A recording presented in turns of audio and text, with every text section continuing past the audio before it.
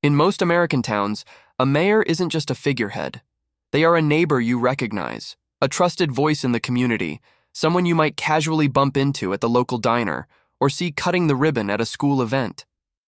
This familiar image of a mayor as a relatable, accountable leader is something many townspeople hold dear.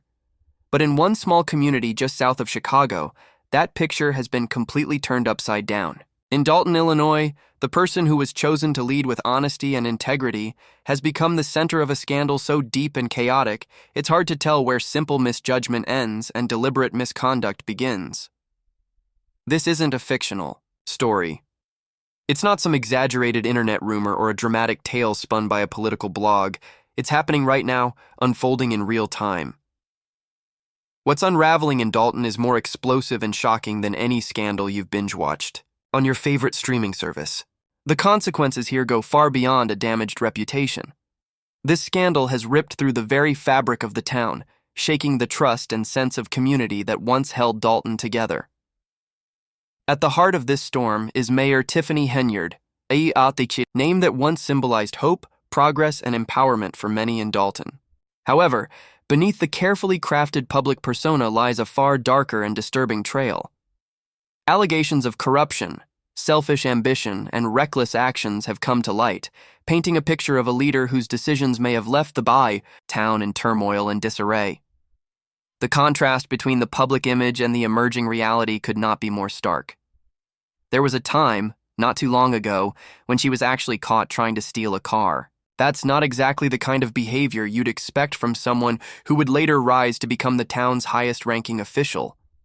Yet somehow, despite this serious incident, the public either overlooked it, wasn't fully informed, or simply chose to ignore it when Election Day came around. This, in itself, reveals something deeply unsettling about the erosion of public trust. The fact that a person with such a record could not only run for office but actually win it points to a major breakdown in both accountability and public awareness. But this story isn't just about one reckless act or a past that was swept under the rug. As the months have passed and more details have surfaced, it's become clear that this troubling episode was only the beginning of a much larger unraveling. The bigger picture now reveals a pattern of troubling decisions, questionable motives, and leadership failures that have left the community reeling.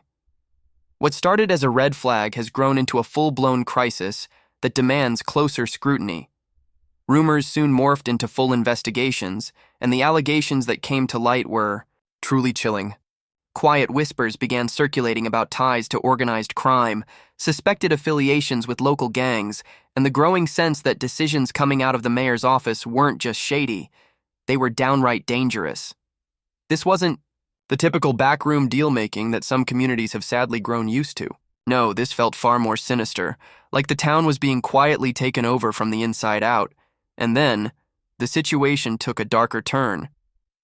Reports started emerging that the local police force was being intentionally weakened. Officers were shuffled to less critical posts, budgets were slashed drastically, and emergency response times started dragging longer and longer. All happening while the administration publicly claimed that public safety was its top priority. But why would anyone deliberately dismantle the very last line of defense protecting their community from chaos and crime? That question weighed heavily on everyone in the town. Who exactly stood to benefit from stripping away the strength of those sworn to protect the people? As crime rates soared and fear began to take deep root in the hearts of residents, the mayor's political opponents began to rally, demanding answers and accountability for what was happening right under their noses. The town was at a crossroads, caught between desperation and the hope for justice. Political rivals began receiving real threats, no longer empty words but actual dangers. In one of the most disturbing turns, bullets struck the homes of those courageous enough to challenge her authority. The fear was no longer something abstract or distant. It sank deep into the very foundation of Dalton. This crisis had long since moved past corruption and greed. It had become a matter of survival. These weren't just political disagreements anymore, these were life and death stakes. And while the residents feared for their safety, the mayor's focus seemed to drift even further from the community she was sworn to protect.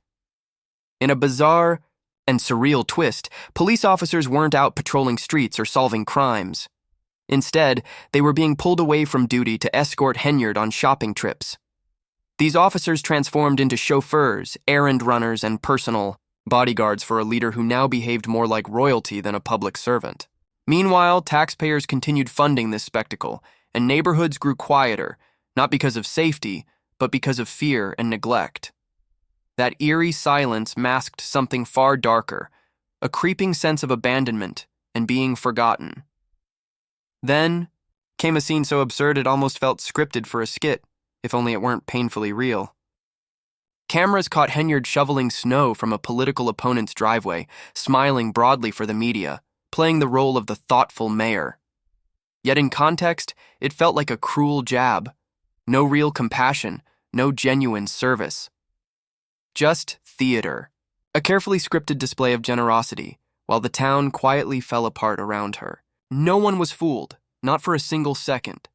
Stepping back and seeing the full extent of the damage reveals one undeniable truth. This wasn't simply failed leadership. It was a complete betrayal of trust. Real people, families, workers, children were left vulnerable and exposed. Dalton's resources were drained, its safety dismantled, and its community spirit mocked by the very person elected to protect it.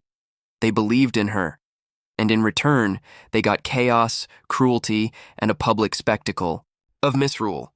But perhaps the most painful part isn't the scandal itself. It's the silence left behind. The people left to pick up the pieces. Single mothers wondering why the police never show. Elderly neighbors too afraid to leave their homes after. Dark. Children growing up learning that leadership means looking out only for yourself. They are the ones carrying the burden of this disaster. Now they wait for justice, for answers, for someone willing to stand up and make things right. Dalton may be a small town, but its voice is loud. And if change doesn't come soon, this won't just be a local tragedy. It will serve as a nationwide warning about the dangers of entrusting power to those who believe they are above the people they were elected to serve.